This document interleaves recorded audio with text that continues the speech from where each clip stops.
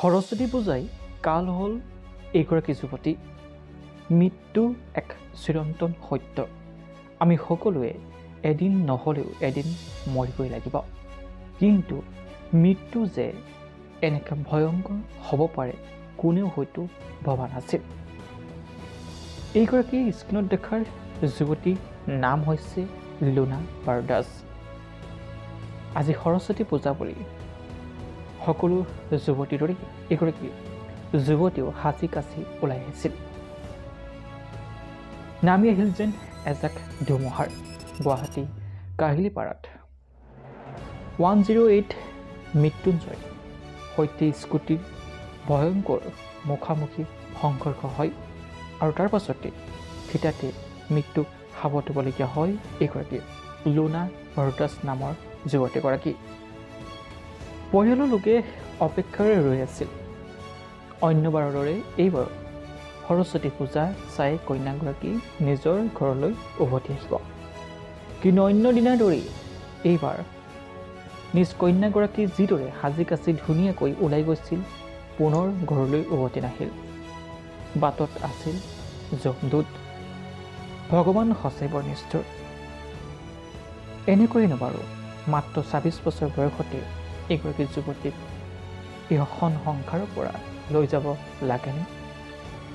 উল্লেখযোগ্য যে লুনা বাৰদাস এগৰাকী ল' শিক্ষাৰ্থী আছিল। গুৱাহাটী JB ল' কলেজৰ শিক্ষাৰ্থী আছিল।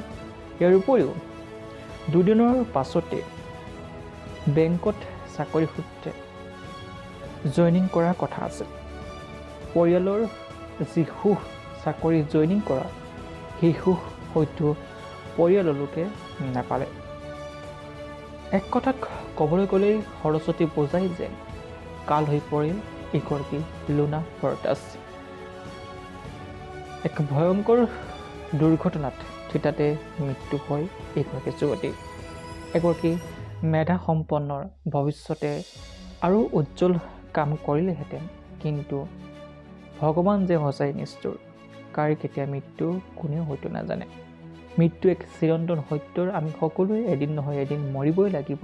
কিন্তু এনেকৈ হঠাৎ মানুহবোৰ গুচি গ'লে সঁচাকৈ বহুত বেছি দুখ লাগে।